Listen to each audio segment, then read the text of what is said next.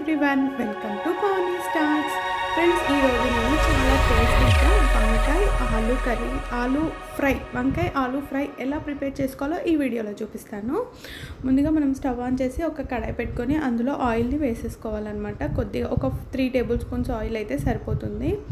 అలానే ఇప్పుడు అందులో మనం ఆనియన్, పచ్చిమిర్చి కట్ చేసుకొని వేసుకోవాలి. ఇవి కాస్త మెత్తపడాలన్నమాట. ఆనియన్, పచ్చిమిర్చి మంచిగా ఫ్రై అయ్యి మెత్తపడేంత వరకు ఫ్రై చేసుకోవాలి.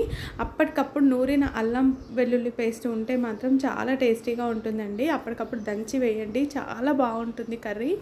అల్లం వెల్లుల్లి పేస్ట్ వేసేసి మంచిగా ఇలా ఈ పచ్చివాసన పోయేంత వరకు బాగా ఫ్రై చేసుకోవాలి. ఇది కాస్త ఫ్రై అయిన తర్వాత ఇందులో కొద్దిగా పసుపు యాడ్ చేసుకొని దాన్ని కూడా ఫ్రై చేసుకోవాలన్నమాట. మొత్తం అంతటా మిక్స్ చేసుకోవాలి. ఇప్పుడు మనం ఆనియన్, వంకాయ, ఆలు 2 కట్ చేసుకొని వాటర్లో వేసి పెట్టుకోవాలండి. అప్పుడే అవి నల్లపడకుండా ఉంటాయన్నమాట.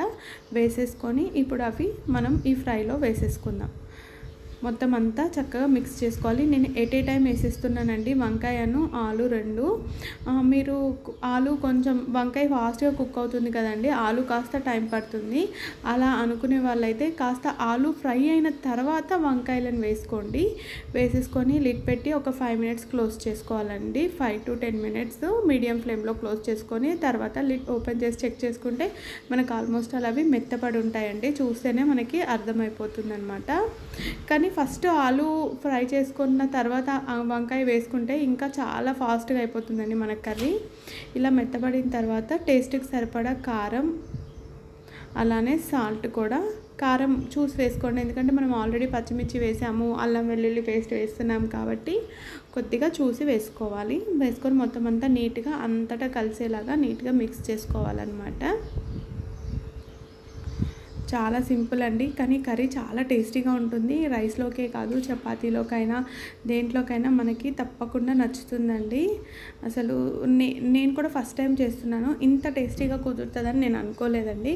ఫైనల్గా ధనియా పౌడర్ వేసేసి ఒక 1 మినిట్ మిక్స్ చేసేసేసి మనం ఫ్లేమ్ ఆఫ్ చేసుకొని వేడి వేడి అన్నం వేసుకొని తింటే అమృతంలా ఉంటుంది. మీకు తప్పకుండా నచ్చుతుందని నేను అనుకుంటున్నాను. ఈ వీడియో కనుక నచ్చినట్లయితే లైక్ చేయడం మాత్రం మర్చిపోవద్దు. మీరు ఈ విధంగా ప్రిపేర్ చేసుకుంటే నాకు కామెంట్ చేయండి. Thank you for watching my video.